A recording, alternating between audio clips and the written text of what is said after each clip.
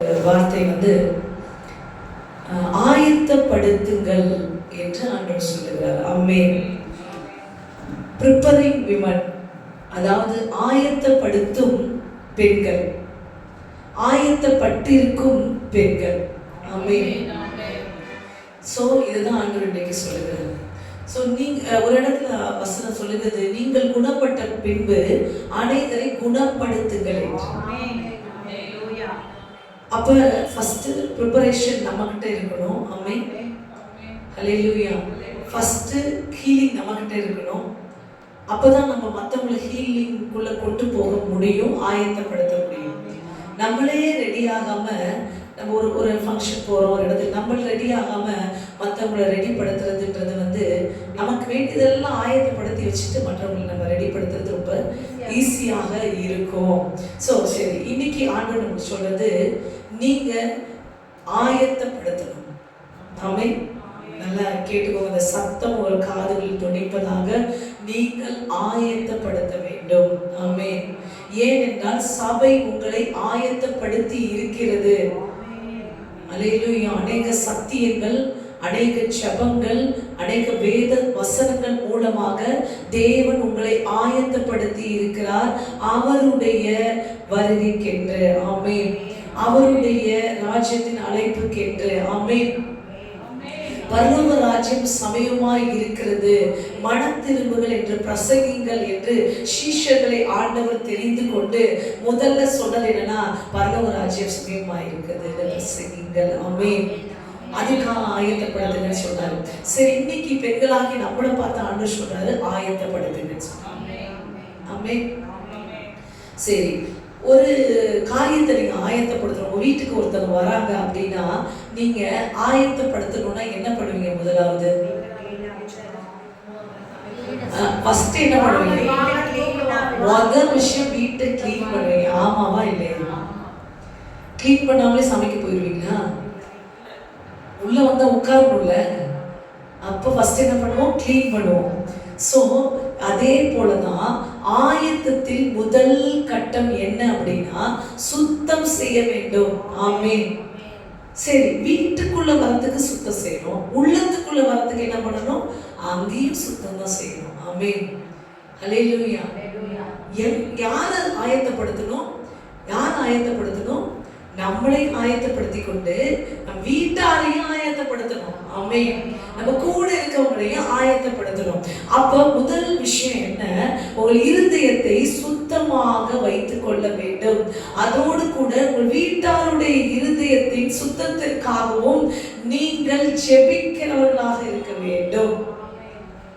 ஆயத்தப்படுத்துறதுனா என்ன? ஆண்டவர் வருகைக்கு உங்க வீட்டார ஆயத்தப்படுத்துறதுன்னா அவர்களுடைய இருதயத்தை சுத்தம் பண்ணணும். ஆமென். அது எப்படி சாத்தியம்? அது எப்படி செய்வது? ஹல்லேலூயா. முதலாவது ஜெபிக்கணும். ஆமென். அவங்க இருதயத்தை சுத்தப்படுத்துங்க ஆண்டவரே, ஜெபிக்கணும். நீங்க எப்படி சுத்தமானீங்க? ஜெபத்தினாலும் வேத வசனத்தினாலும் தானே சுத்தமானீங்க. உங்களுக்கு எந்த டிடர்ஜென்ட் போட்டு கழுவுனீங்களோ அதே டிடர்ஜென்ட் தான் அவங்களுக்கும். ஆமென். அவங்களுக்கு வேற கடினமான ரொம்ப ஸ்ட்ராங்கான அழுக்கா இருந்தாலும், ஆக்சுவலி கொடிய பாவமா இருந்தாலும் ஒரே சொல்யூஷன் தான், இயேசு ரத்தம் தான் அவர்களே கழுவும். 1 யோவான் 1:7 சொல்றது, இயேசு கிறிஸ்துவின் ரத்தம் சகல பாவங்களை கழுவி சுத்திகரிக்கும். இப்ப இயேசுவே நான் செய்த பாவங்களை கழுவி சுத்திகரிக்க நீங்க ஜெபிச்ச உடனே இயேசு உங்க ரத்தத்தை அவர் ரத்தத்தினால உங்க பாவத்தை கழுவி இருப்பாருன்னா, அதே ஜெபத்தை உங்க கூட இருக்கவங்களுக்கு பண்ணும்போது அவங்களுக்கு கழுவி இருக்க மாட்டாரா? ஆனா ஜெபித்துட்டு கழுவவே இல்லைன்ற மாதிரி பாக்குற ஒரே ஆள் நம்மளதான் இருக்கும். அல்லேலூயா. ஜெபம் பண்ணது யாரு? உங்களுக்கு அதே ஜெபம் தான், அதே ரத்தம் தான். அவங்களை கழுவுவதற்கும் அதே ஜெபம், அதே ரத்தம் தான். அப்ப ஜெபிக்கும் போது என்ன நடக்குது? விசுவாசம் உள்ள ஜெபத்தில் எவைகளை கேட்பீர்களோ அவர்கள் பெற்றுக் கொள்வீர்கள். அப்போ உங்க வீட்டாருடைய இருதயம் இயேசு கிறிஸ்துவின் ரத்தத்தினால் கழுவி சுத்திகரிக்கப்பட வேண்டும் என்றால் அது கழுவி சுத்திகரிக்கப்படும். ஆமென்.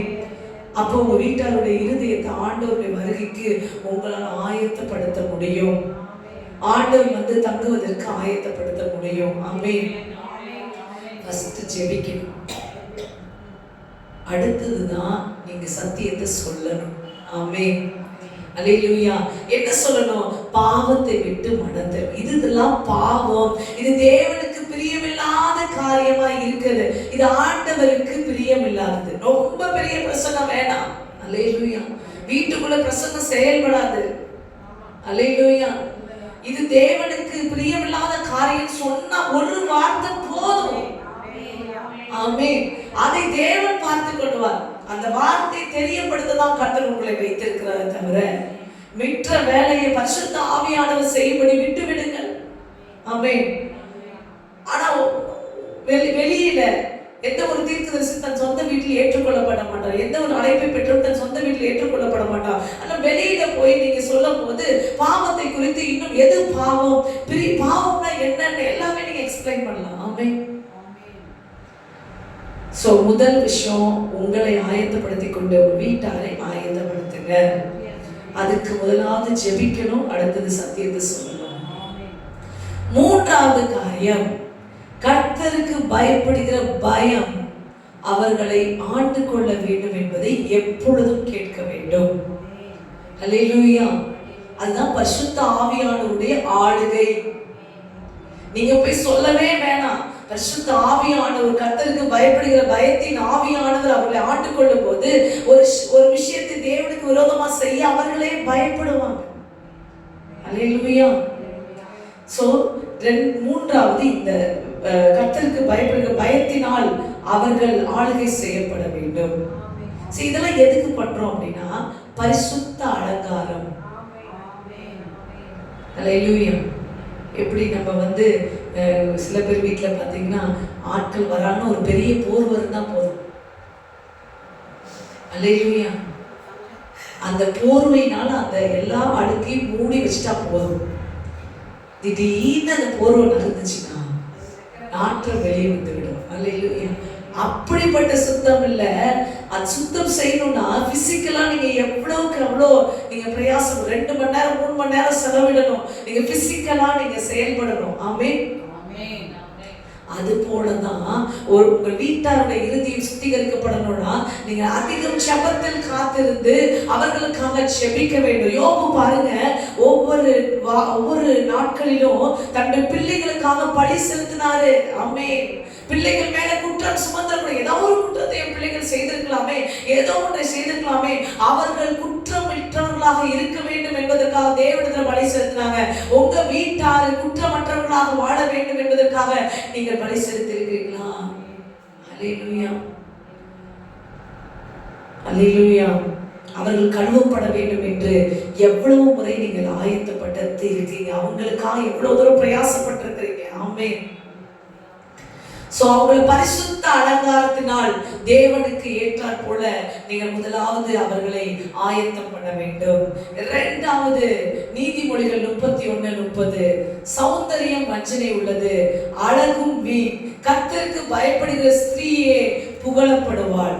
சரி, இப்படி கர்த்தருக்கு பயப்படுகிற பயத்தின் ஆவியான ஒரு ஆண்டு கொள்ளணும்னு சொல்லிட்டு நீங்க கர்த்தருக்கு பயப்படாம நடந்தீங்கன்னா காரியம் செயல்படாது. ஆமென். நீங்க கர்த்தருக்கு பயப்படுகிற பயத்தின் ஆவினால் நீங்க நடத்தப்படும் போதுதான், உங்களை பார்த்துதான் உங்களுடைய நடத்தை, உங்களுடைய வார்த்தை, உங்களுடைய ஆவியின் அந்த செயல்பாடுகளை பார்த்துதான் அவர்களும் அந்த நிலைக்கு வருவார்கள். ஆமென். அல்லேலூயா. எத்தனை பேர் இருக்கீங்க? அவங்கள பயந்து நடங்க சொல்லிட்டு நீங்க துணிகரமான பாவங்களை செய்யக்கூடாது. அல்லேலூயா. அதை தப்பு பார்த்து அதான் மனுஷ வர, உனக்கு ஒரு ரூல்ஸ் அண்ட் ரெகுலேஷனுக்கு வரக்கூடாது. அல்லேலூயா. அங்கதான் அவர்கள் இடறுவதற்கு நீங்கள் காரணமாக இருக்கு. அல்லேலூயா. கர்த்தருக்கு பயப்படுகிற ஸ்திரீயே புகழப்படுவாள். அப்ப நீங்க எப்படிப்பட்ட அலங்காரத்தினால் முதலாவது இருக்க வேண்டும்? சில உங்க அலங்கரிப்பை பார்த்து அவர்களே எனக்கு இந்த மாதிரி அலங்காரம் பண்ணணும்னு கேட்கணும். அந்த அலங்கரிப்பு தான் கர்த்தருக்கு பயப்படுகிற பயம். இப்படி நீங்க ஒவ்வொரு காரியத்திலையும் கர்த்தருக்கு ஏற்றாற் போல வாழ உங்க மனதை திருப்புறீங்க அப்படின்னு கேட்டு அவர்கள் தெரிஞ்சு அந்த இடத்துக்குள்ள வரணும். ஆமென். அப்படியாக உங்களை கர்த்தருடைய ஆவியானவர் ஆண்டு கொண்டிருக்க வேண்டும். ஆமென். ஹல்லேலூயா. என்ன மாதிரி அலங்காரம் பண்ணிருக்கும் போது பரிசுத்த அலங்காரம், பாவம் இருக்கக்கூடாது, மனம் திரும்புதல் இருக்கணும். அடுத்தது அவருக்கு எது பிரியம், இதை செஞ்சா கர்த்தருக்கு பிரியம், கர்த்தருக்கு பிரியம் எது அப்படின்னு பார்த்து பார்த்து செய்கிற, கர்த்தருக்கு பயந்து பயந்து நடக்கிற ஒரு ஸ்திரீயாக நீங்கள் இருக்க வேண்டும். ஆமென். மூன்றாவதாக மத்தேயு 25ஆம் அதிகாரம் 1 முதல் 13 வசனங்களை நம்ம வாசிப்போம். அப்பொழுது பரலோக ராஜ்யம் தங்கள் தீவெட்டிகளை பிடித்துக் கொண்டு மணவாளனுக்கு எதிர்கொண்டு போக புறப்பட்ட 10 கன்னிகைகளுக்கு ஒப்பாயிருக்கும். அவர்களில் 5 பேர் புத்தியுள்ளவர்களும் 5 பேர் புத்தி இல்லாதவர்களுமாய் இருந்தார்கள். புத்தி இல்லாதவர்கள் தங்கள் தீவெட்டிகளை எடுத்துக்கொண்டு போனார்கள், எண்ணெயையோ கூட கொண்டு போகவில்லை. புத்தியுள்ளவர்கள் தங்கள் தீவெட்டிகளோடும் கூட தங்கள் பாத்திரங்களில் எண்ணெயும் கொண்டு போனார்கள். மணவாளன் வர தாமதித்த போது அவர்கள் எல்லாரும் நித்திரை மயக்கம் அடைந்து தூங்கிவிட்டார்கள். நடு ராத்திரியிலே இதோ மணவாளன் வருகிறார், அவருக்கு எதிர்கொண்டு போக புறப்படுங்கள் என்கிற சத்தம் உண்டாயிற்று. அப்பொழுது அந்த கன்னிகைகள் எல்லாரும் எழுந்திருந்து தங்கள் தீவெட்டிகளை ஆயத்தப்படுத்தினார்கள். புத்தி இல்லாதவர்கள் புத்தி உள்ளவர்களை நோக்கி, உங்கள் எண்ணெயில் எங்களுக்கு கொஞ்சம் கொடுங்கள், எங்கள் தீவெட்டிகள் அணைந்து போகிறதே என்றார்கள். புத்தியுள்ளவர்கள் பிரதியுத்தரமாக, அப்படியல்ல, எங்களுக்கும் உங்களுக்கும் போதாமல் இராதபடி நீங்கள் விற்கிறவர்களிடத்தில் போய் உங்களுக்காக வாங்கிக் கொள்ளுங்கள் என்றார்கள். அப்படியே அவர்கள் வாங்க போன போது மணவாளன் வந்து விட்டார், ஆயத்தமாயிருங்கள், அவரோடே கூட கல்யாண வீட்டிற்கு பிரவேசித்தார்கள். கதவும் அடைக்கப்பட்டது. ஆயத்தமாய் இருந்தவர்கள் அவரோடு கூட கல்யாண வீட்டுக்குள் பிரவேசித்தார்கள், கதவும் அடைக்கப்பட்டது. ஆமென். இந்த ஆயத்தமாய் இருந்தவர்கள்ன்றதுக்கு இங்கே கொடுக்கப்பட்டது அவர்கள் புத்தி உள்ளவர்கள். ஆமென். அவர்கள் எண்ணெயும் தீவெட்டியும் வைத்திருந்தார்கள். அப்படி என்றால் ஆவியில் அனலாகவே இருந்தார்கள். எண்ணெய் என்பது அபிஷேகத்தை பெற்றவர்களாக இருந்தாங்க, தெளிந்த புத்தி உள்ளவர்களாக இருந்தாங்க. இவங்க மட்டும்தான் ஆயத்தமா இருந்தவங்க. ஆமென். ஒவ்வொரு பெண்களும் புத்தியுள்ள ஸ்திரீ என்று சொல்லியிருக்காங்க. முக்கியமாக ஒரு புத்தியுள்ள ஸ்திரீ இப்படிப்பட்ட ஆயத்தங்களோடு எப்பொழுதும் இருக்க வேண்டும். அவள் ஆவியில் நிறைந்தவளாக இருக்க வேண்டும், அவள் தெளிந்த புத்தி உள்ளவளாக இருக்க வேண்டும், அவள் எப்பொழுதும் விழித்திருந்து ஜெபிக்கிறவளாக இருக்க வேண்டும். ஆமென். அல்லேலூயா. இப்படி நீங்க இருக்கும்போது மணவாளன் வரும்போது உங்களோடு கூட ஆயத்தம் பண்ணப்பட்டவர்களோடு நீங்கள் அந்த பந்தியில பங்கு பெறுவீர்கள். ஆமென். மூன்றாவது காரியம், நம் புத்தியுள்ள ஸ்திரீகளாக இருக்க வேண்டும். நம்முடைய வீட்டின் காரியங்கள்ல, நம்மளுடைய வீட்டாருடைய காரியங்கள்ல, சுற்றி இருக்கவங்க காரியங்கள்ல தெளிந்த புத்தியுள்ளவர்களாக இருக்க வேண்டும். குழப்பத்தோடு இதை செய்கிறவர்களாக இருக்கக்கூடாது. தேவ ஆவியினால் வழிநடத்தப்படுகிறவர்களாக இருக்க வேண்டும். ஜெபத்துல விழித்திருக்க வேண்டும். ஆமென். ஹல்லேலூயா. இதையெல்லாம் நமக்குள் இருக்கும்போது நம்மோடு கூட இருக்கிறவர்களை நாம் கர்த்தருடைய வருகைக்கு ஆயத்தம் பண்ண முடியும். நாமே ஆனா இன்னைக்கு நமக்கு ஒரு டியூட்டி கொடுத்திருக்காரு. என்ன கொடுத்திருக்காரு? ஆயத்தப்படுத்துங்க. அல்லேலூயா. ஆயத்தப்படுத்தணும்னா நம்ம எப்படி இருக்கணும், அவங்க ஆயத்தப்பட நம்ம என்னென்ன செய்யணும், இதுதான் நம்ம இன்னைக்கு பார்த்து கொண்டு இருக்கிறோம்.